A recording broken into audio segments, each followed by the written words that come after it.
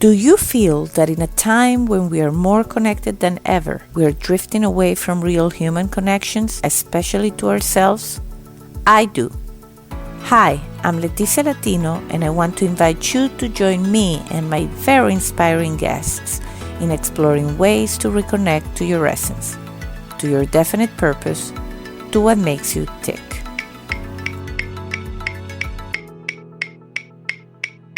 Are you ready?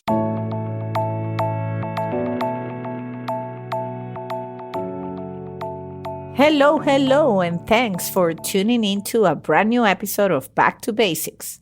I want to welcome Rebecca Reed, who, besides being a self-described education futurist, is the founder of the Teacher Mastermind and the host of the Off the Assembly Line podcast. Hello, Rebecca. How you doing? Hello, I'm doing so well. So glad to be on. Well, I'm very excited to have you on because I've heard many great things about you. And it's, I guess, one of the things that the podcast has brought to me, and I've mentioned this before, is just I'm getting to meet so many interesting and inspirational people that it's amazing. Absolutely. So thank you for being on. And I know that we'll have so many things in common that I think it's going to be a great interview. I've been reading a little bit about you and your amazing webpage. And of course, everything will be out there. But in perfect back to basics style, I like to start my interviews by asking you to share with us about your childhood and your background and how were you raising, how were you raised and all that family life of the early years. Sure. Yeah, so I grew up in Central Florida for the most part. I actually spent my really early childhood in the greater Boston area up in Massachusetts. So kind of went from really, really cold weather down to really, really warm weather. And I lived with my mom and my dad and my younger sister growing up. And what can I say? I had a wonderful family. We were very much a spiritual and religious family. So I definitely grew up very active in the church and in youth group and those kinds of things. And yeah. Great. And what did you enjoy doing? Because this is where I try, in this podcast, I play psychologist. I'm not one, but I love to do that and try to establish a connection really into what I like to call, the basics. And it's funny because someone out of my last episode, actually, with Keith Trimmel, which I think you know too, maybe not. But someone said in a comment, if you stick to the basics, you don't have to go back to basics. And I loved it. And I said, okay, now you're going to be on my podcast because I have a lot of questions about that. But it's true. So it's kind of what I'm trying to do is if you stick to what you like, what your passions are, maybe, when you're an adult, you can find more fulfillment. And I think sometimes we stray. So what were you passionate about in your young years? That's such a great question. Well, first and foremost, sports and basketball, believe it or not. My dream, I don't remember the first time that I really became aware of this dream, but it was probably when I was 7 or 8 years old. But I believed that I was going to be the first woman to play in the NBA. Oh, well, that's a great dream. And I played basketball all through high school. So believe it or not, we have a lot in common. Oh, yeah. I love that. Yeah. So I was very, very competitive, and I played through, middle school, high school, and even in college. And I did not wind up becoming the first woman in the NBA. Well, but it was a good dream to have. It was. And yeah, it really was a good dream to have because it was big and really kind of propelled me forward into a lot of different things. And that was a dream that I had. And I also just love sports in general. I played competitively in a lot of different sports, softball, volleyball, flag football, whatever might come across my path. I was really excited to jump into.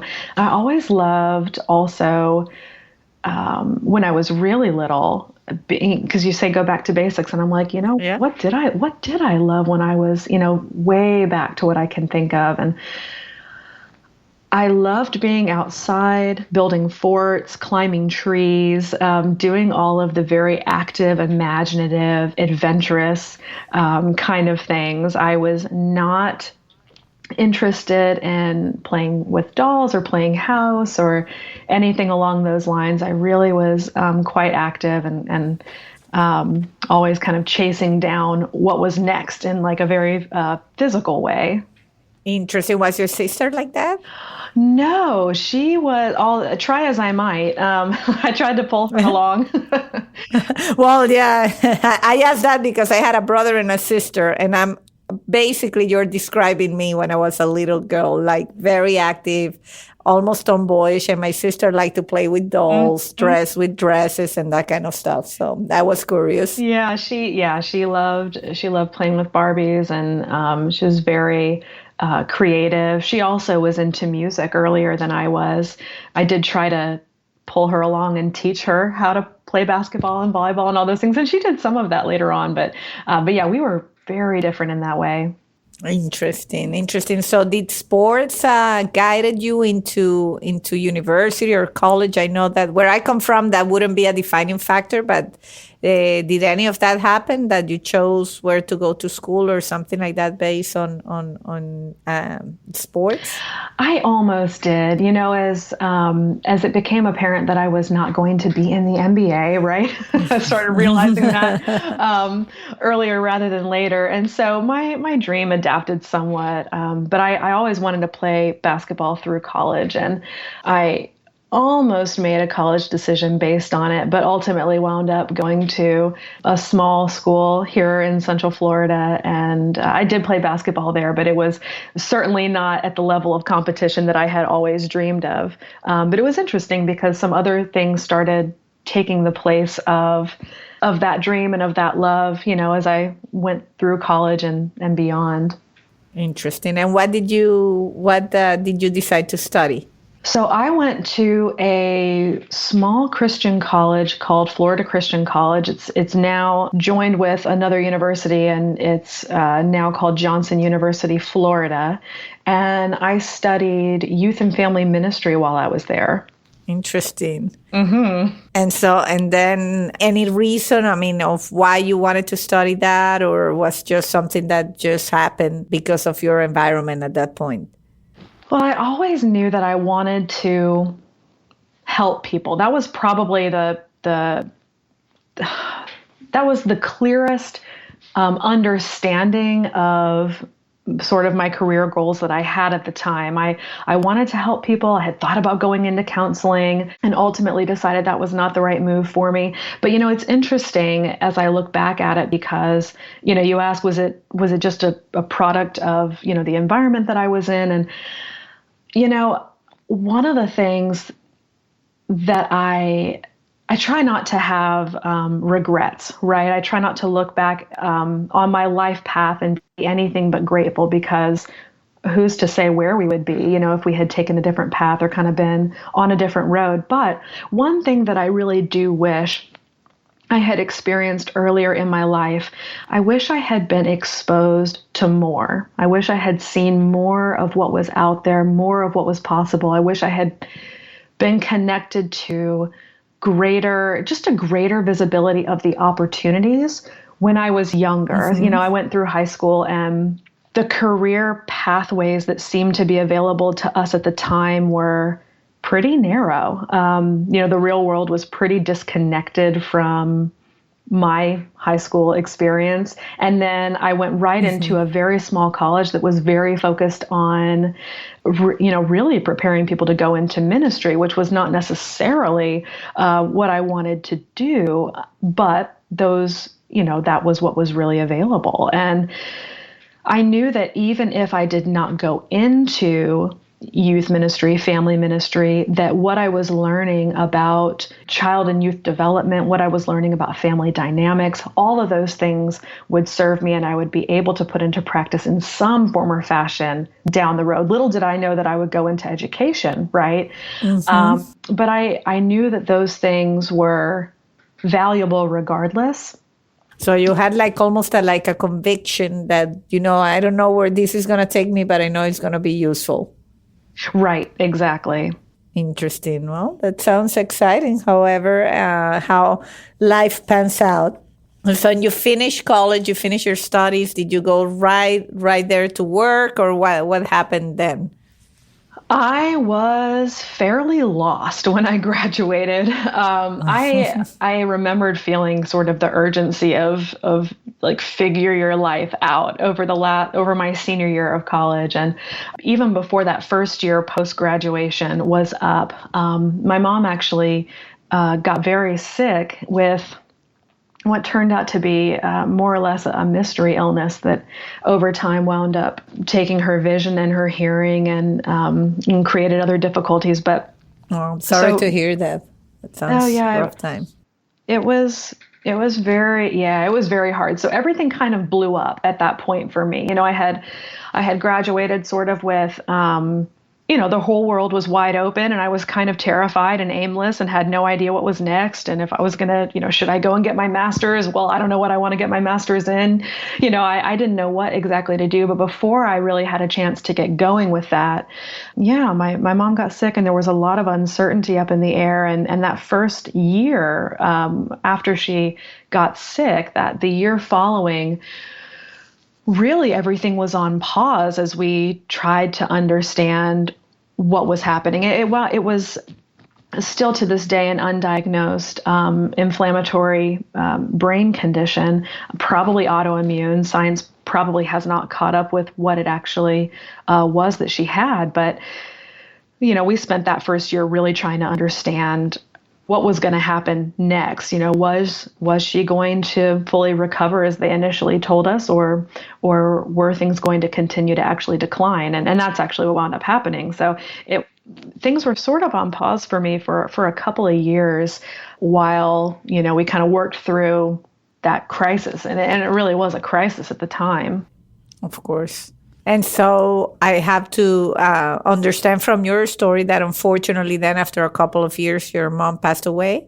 She actually passed away 2 years ago. So Okay. yeah, that she first got sick in 2006, and she passed in 2017. Okay. Well, although it's sad news, I'm happy that hopefully you have some good time with her after she initially got sick, and we're able to make the most out of it. We did our very best. It was definitely tough, but I'm grateful for what we did have. Yeah. Yeah. So basically, you had that hiatus for 2 years. Then obviously you had to deal with the situation of your mom, but somehow went back into working or deciding what's next. What was next for you? Yeah, I slowly started to kind of emerge and realize that things were going to be how they were going to be, but I was going to have to start moving forward and taking some next steps in life. And my alma mater reached out to me and asked if I would want to come and join the team in the admissions office and do some work recruiting students. And yeah, and so that's what I did next. I spent I spent about 4 years there and wound up becoming eventually the director of admissions there. And yeah. Interesting. And of course, I know, and I don't want to fast forward, but I know that there was a pivotal time or a moment where you encounter Seth Godin. Yes. Right? Yeah. Because that we have in common. That there was a moment for me as well. So take me a little bit to that moment, and if it's too fast forward, then just give me, what happened. Why were you finding a guy like Seth Godin? Because when you find him, it's like you're looking for something, right? Yeah, or you're coming to a very specific point in time. So it is quite a bit of fast forwarding, actually. I'll see if I can very quickly sum up. It's, looking back on the first, 25 or so, 27 years of my life feels very, very different from where I am today and the mindset that I have today and the experience that I have today.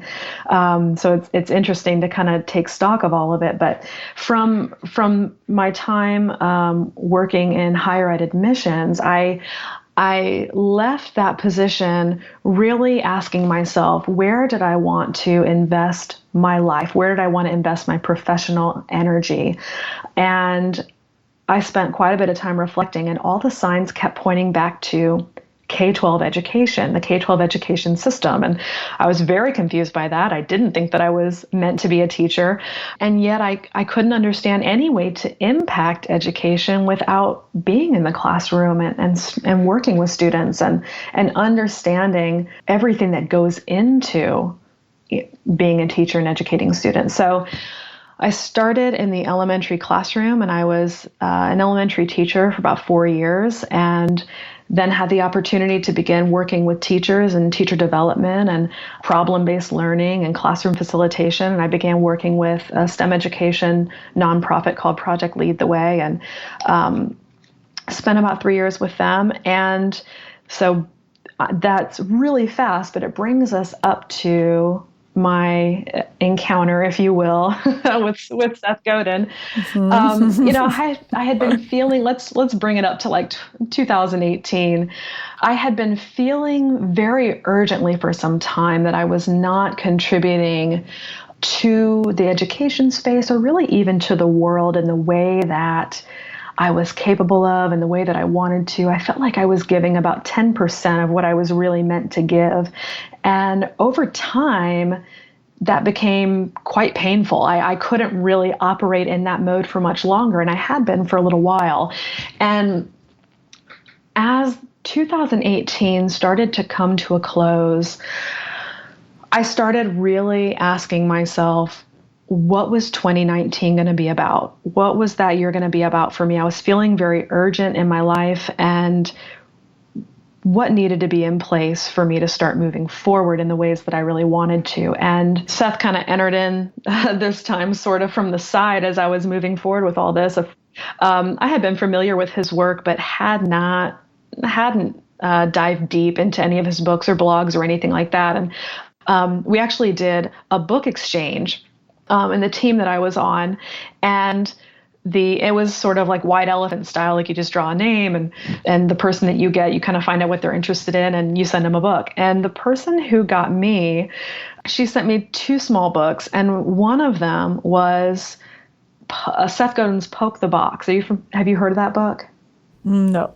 Oh my goodness. So it's very, very small. It's like bite-sized Seth nuggets, all on the topic of the initiators, the people who are, who are the linchpins, who are not afraid to poke the box to see what will come out, the people who aren't afraid to pick themselves and to start things. And he was saying, that the world needs more people who are willing to start things, more initiators. And I was, gobbling this little book up, and I was thinking, oh, this is so good. Like, I just need to be hearing this at this time. I started listening to Seth's podcast, Akimbo, and one episode really stood out to me, and that was the one about picking yourself, and he just says there are only so many positions that other people can pick for. There's not enough for everyone to be picked for it. So if you want to be doing a greater amount of work, if you want to be contributing in a new and different way, why not pick yourself? And that's all of these things started really resonating. And as I started really envisioning what was going to be my 2019 year, what was it going to be about, all at once I sort of realized that the limitations I was bumping up against really were not external the way that I thought that they had been. They were actually internal. They were within me. They were my own self-limiting mindsets. And I had kind of a revelation with that. And so around the new year, I was just online. I don't know what exactly I was searching for, but I came across the Alt MBA program, Seth Godin's Alt MBA. And I didn't think that I had heard of it before. And as I started reading who it was for, what it was like kind of a thunderclap. I realized, I had this moment of, oh my goodness gracious, this is the thing that I didn't know that I need. Mm-hmm. I have to do this, and I have to do it now. Like, I really felt this urgency that I had to do it now. And of course I did it in May, and it was, I think, safe to say, life-changing for me. But yeah, that's my introduction to Seth. Sorry, I know that was long. No, but this is what it's all about because I think, obviously love to hear about the background, but the aha moment, that moment where you really kind of have those butterflies in your stomach when you read something that you have to do it, that urgency that you're describing. I think that's really hopefully what inspires anybody out there listening to this that can recognize those moments in their own lives and maybe they haven't acted upon something. And so the more we share these stories, I think the more we help others that have had that experience but haven't acted upon it. So I think Absolutely. it was great. And I can tell by the work you're putting out. I mean, it's obviously fantastic. Your webpage is amazing, and definitely I want to know about the your podcast and your program, the Teacher Mastermind. But definitely, you can tell that you are linking the dots into where you're coming from and where you want to go. And I think you're in a very special place because education and what you describe in one, I think it's in your webpage that says that the gap between what is and what could be is very powerful. And I see it in my own industry. I'm in telecom and I'm not going to speak about work, but, is we have a shortage of workers in telecom because, it's really the trades and the technical work and the hands-on work is really not being, fostered by parents and by kids. And these are very good careers that could mean middle class living for a lot of people that maybe don't have a better option, but they don't even know about it. It's that exposure that I mentioned before. It's such a difference maker. And yeah, I think you're kind of hitting on something important there. Yeah, it's all about in my own life. So when I was reading about you and I see, what you're working on and workforce and all that stuff, it's almost where I'm being dragged into for work. And I am not an educator and I'm just mostly I've been in my industry for a long time. But that intersection that you also described, the unseen intersection where education, innovation, and the real world collide. So I think that's brilliant. Thank you. Yeah. I made so many notes out of it. Well, I love that. And, you mentioned that, but you're not an educator, but the world of education really needs the expertise and the knowledge and the perspective and the skills of those who are doing work like you're doing. It's that connection that really creates the authentic learning experiences that change the game for students. I love that. I'm taking notes. That's why you don't hear me talking. Well, I pause because I know that I could run off in a direction, but I think it's great. I mean, I think that takes us very well into your initiative and the Teacher Mastermind and your podcast of the assembly line. So why don't you talk a little bit about that and what is getting you excited these days? What you're working on? Oh my goodness. So many things are getting me excited. And, it's so interesting when I look back and compare where I'm at now to the thinking that I had a year ago, even in 12 months, how much can change if we're able to kind of move past our internal barriers. So one, that's getting me very excited is the potential that we really all have if we're willing to identify and move through our barriers. But in my work, so the Teacher Mastermind might be a little bit deceiving by name. It's actually a virtual community that includes folks who are making a difference in education, even beyond the role of teacher and even beyond the classroom. We have folks who are administrators, who are instructional designers, who are all across the U.S. and even beyond, and even some industry professionals as well. And I think what's so exciting about this group as we come together bi-weekly for face-to-face virtual meetings, right? And kind of experience this very generous community. But it's been really exciting for me to see the energy and the inspiration that comes so quickly in a group like this. It's extremely re-energizing for the people who are a part of it. But also, I think the thing that I love the most about the Mastermind community is being able to be a part of the incredible visions that each of these professionals have, and just seeing the transformation that can come when other highly skilled, highly talented people are able to suspend their own stories, goals, needs, whatever it might be for a moment, and step into somebody else's for the purpose of pouring into them, coaching them, collaborating with them, championing them, challenging them. It's really a powerful thing that is hard to fully capture if you haven't first experienced it. And remind me, I know we're connected through Seth Godin as one of our connecting points, but did you go through the Alt MBA? No, I didn't. I went through the two of his programs, the fellowship podcast, which is where I met Alistair, and that's how we connected. Yes. And the bootstrapping program. Very good. Well, going through the Alt MBA it turned some lights on for me that wound up leading to the Teacher Mastermind. And some of the lights that went on for me through that process were the amount of learning and acceleration that comes from a generous community.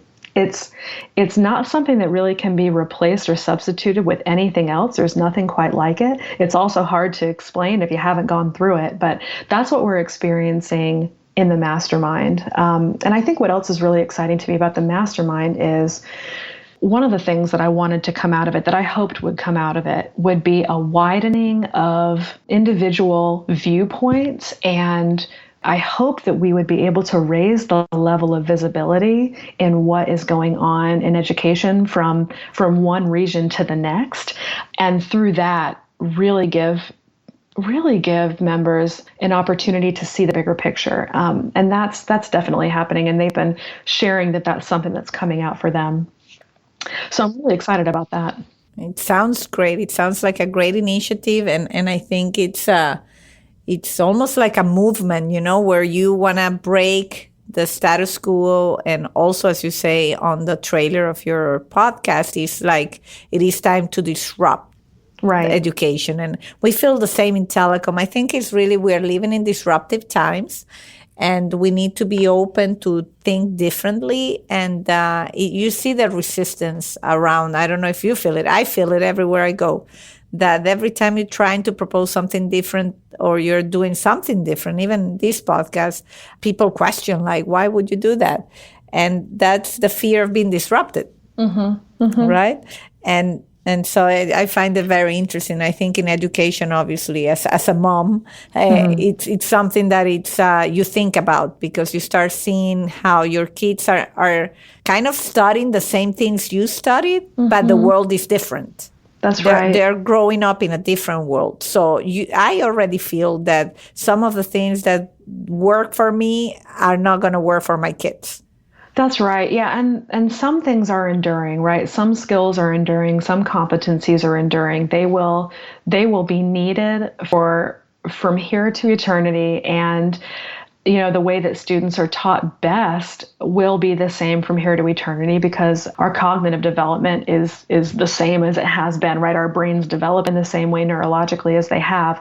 But there are other things that really are already obsolete. And so if they're obsolete in the real world and they're not serving where students are going to be going, we really need to take a look at why we're doing what we're doing and be willing to do the big work to make the shifts that need to be made. But, in an institution like education, that it's easy to say that, and to call out what is problematic.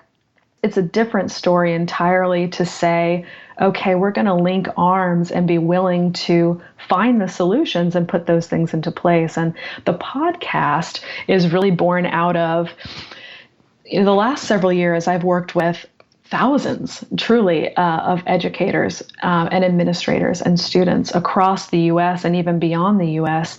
And one of the things, and by the way, also industry professionals who are pouring into education. So I've worked with folks on kind of both sides of the aisle, incredible people who are truly making an impact in the space they're working in. But the level of visibility is very low. It's very hard to Google search, for example, who's making an impact in, this or that way, or there are a lot of people doing really incredible work, but it's hard to find. It's hard to easily find. And so what you have is a lot of people who are recreating the wheel and doing a lot of the early heavy lifting that somebody somewhere else has already done.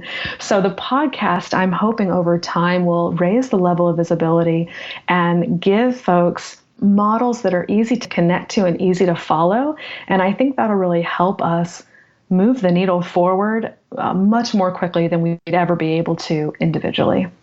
No, I totally agree with you. And I probably need to reconnect with you on different note on our own industry and where it's going, because I think you have so much knowledge into what's going on. And as you say, you're looking into the future rather than in the past. And so I learned in all my research that you also did go for that master's. I did, and I actually just graduated on Sunday. Congratulations! And I want to hear. And I made a point of saying this because I know so many people that tell me, "Oh, it's too late. I wish I could have done this." And when you see people, not that you're old, but that you're already well advanced in your career, and you go for a master's, it's living proof that there's no such thing as too late. Oh, absolutely. I started my master's program in the fall of 2017, which was 12 years after I had graduated with my bachelor's. So, a decade and, a decade plus had passed in between for me. And it felt very different going back as a student and kind of figuring out how to re-navigate everything again. But it's absolutely doable. And, there are so many avenues for learning right now that are highly effective, that going back for a full master's or a doctorate or something like that, a formal degree, that doesn't have to be the path that you take to continue yourself moving forward. But I think that the bigger point is this idea that it's too late to start again or to do something new or to take a big step. It's never too late for that. And those boundaries, those limitations really ultimately exist within our own minds, Absolutely. Well, I'll share quickly a story with you that is something we have in common, but it relates to this. I decided at 30 that I wanted to learn the piano. So I started at 30 and took 6 years of private lessons. And I can tell that now every time I see my piano, and it's many years later, now I'm 46, 10 years since I stopped doing it. It's probably the only thing I look at that it's a failure for me. Because I took 6 years, but I learned very quickly that piano is not one of those things that, you unless you have a lot of time to devote to it, it's a tough thing to learn and be good at. And but it's good because I learned to read music and I did play, the canon and all that. But it wasn't like, oh, I'm going to sit at the piano. This is what I visualize. I would sit at the piano and I would play and relax. No, there was not such thing because you have to be really good to get to that.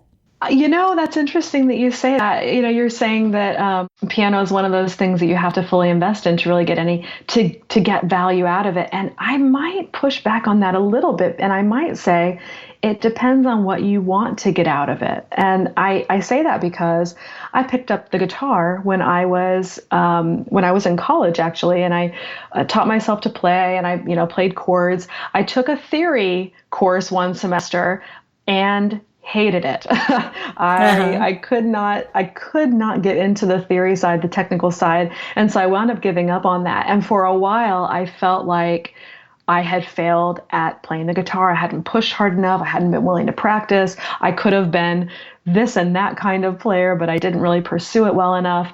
And it left me kind of feeling, like I was lacking a little bit, and I didn't play for many years. I kind of got to a very comfortable level where I was comfortable with, what I could do and what I could do pretty well, but no further. And so because of that, I stopped playing. But recently, I've been picking it up again, and I've been picking it up only for my own pure enjoyment, and only when I feel like it. And when I do, I play very simple songs, and it's usually for my mental well-being. It's usually if I'm feeling anxious or stressed, I'll play just some very like low-key acoustic songs that have like 4 chords in them, and I'll sing along. And it has been so joyful to be able to pick it up without any expectation looming over it.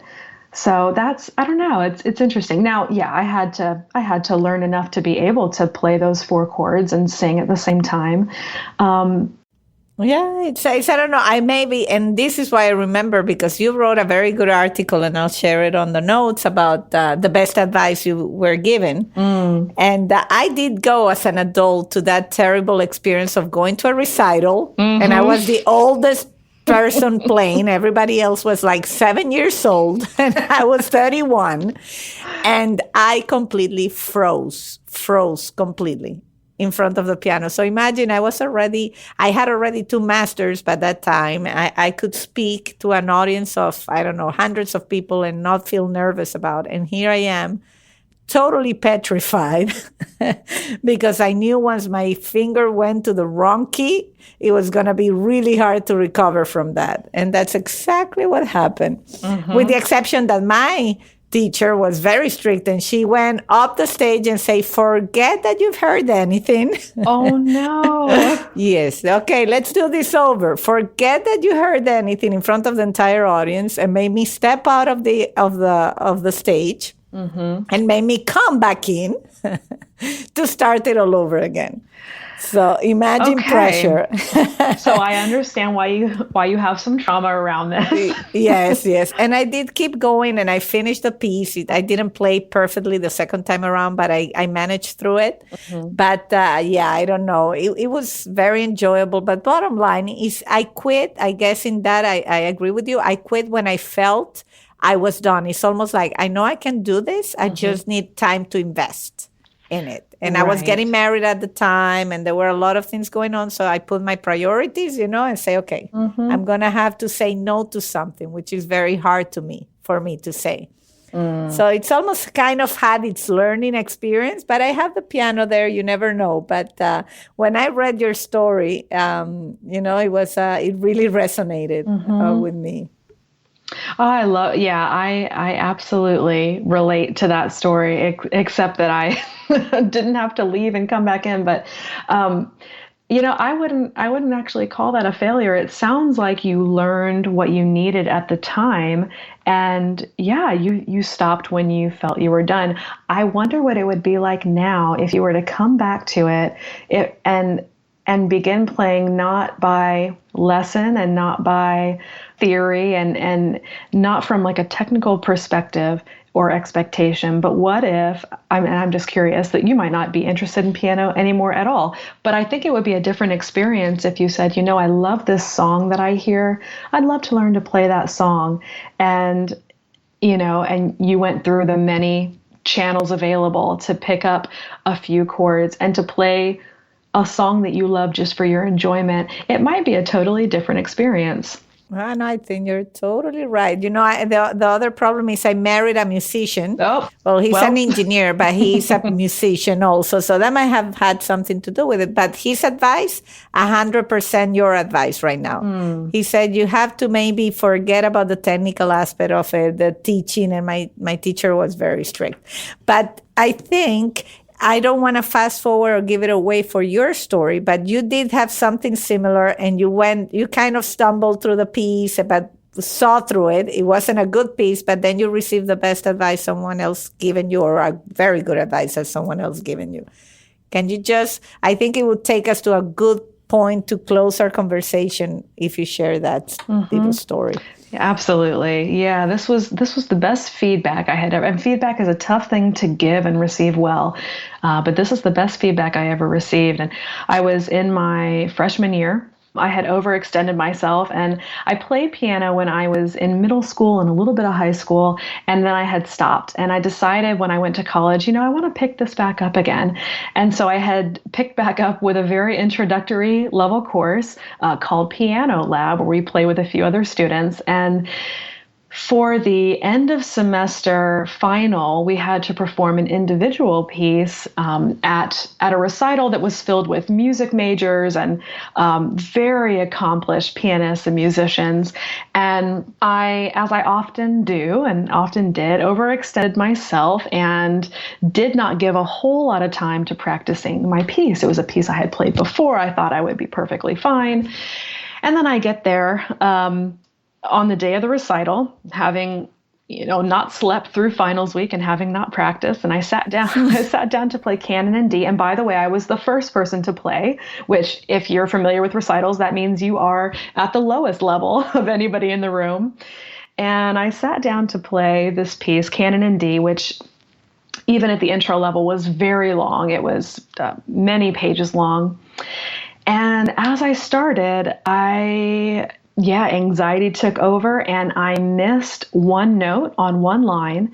And that one note was enough to send me off for the rest of the piece. And I continued to try to find my place, and I struggled the entire way through. I missed at least one note on every line for the rest of the piece. And I remember thinking, as my world kind of collapsed around me, okay, you have two choices. You can either get up right now and leave the room and never come back, or you can just suck it up and power through, and it's going to be ugly, but you'll finish.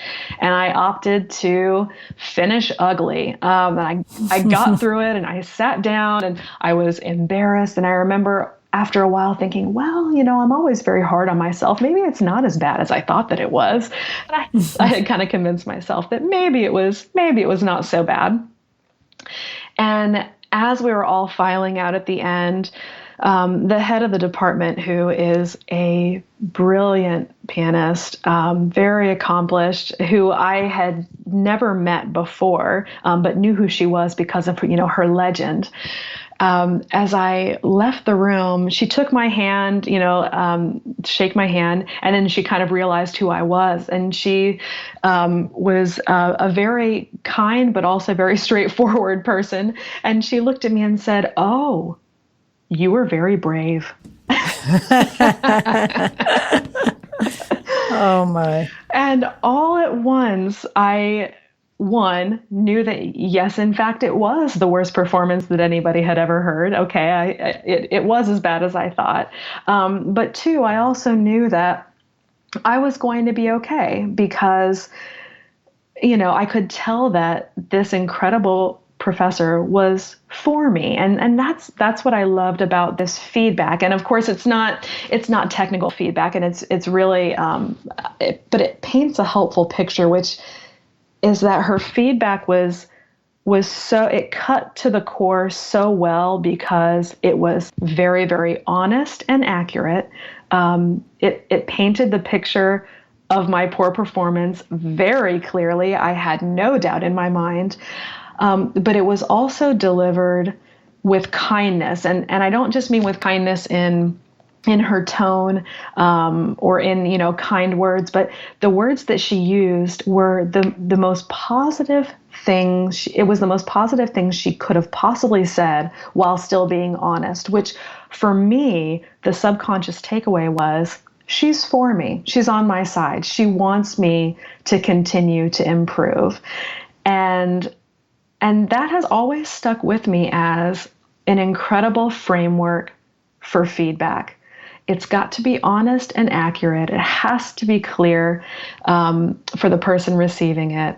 But it also has to be delivered with kindness. It has to be delivered in a way that lets the hearer know that you are for their growth ultimately. So, yeah. Absolutely. No, I think that's so true. And I've always say, and it's not what you're saying, it's how you say it. Absolutely. Because you might be very right. And I can take that as, because one has to be objective. So, sometimes that someone is telling you the truth is the way they use and the words they use. That's what's not conducive to good communication, right? Mm-hmm. So, no, I love that story. And, it's I mean, I could talk for hours. I can tell, but you've been so good.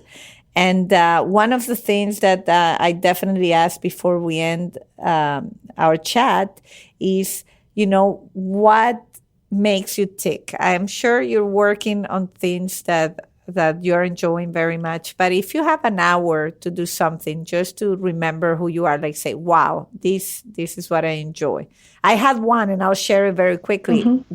This week, I went boating with my husband, and I went to the front of the boat, and he was going really fast. And I remember my family always boated like when we were young, and there was very few things I enjoy more than going fast on a boat when you're on the front of the boat. And I just feeling the wind and seeing the sea. And so I rediscovered something that takes me back to basics this weekend.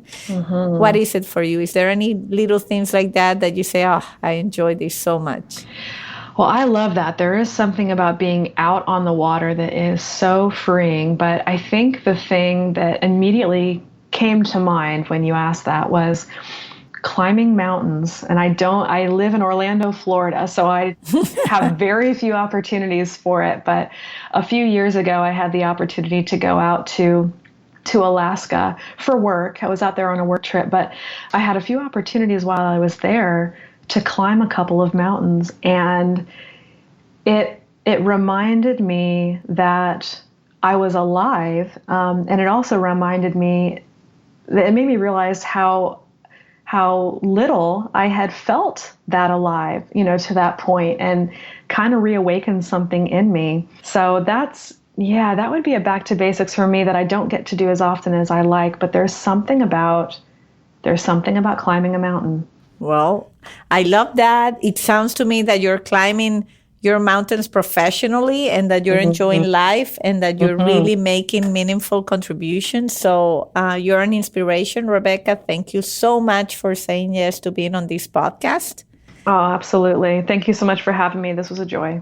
No, I'm excited. I think your episode is going to be great to be heard now when we're closing one year and starting another year. It's going to give people inspiration to see what is it that they want to conquer. If you think of your story, you really took a lot of action in the past year and a half, 2 years, correct? Yeah, so, it's amazing what can change. Even in 6 months, it's amazing what can change if you just start going.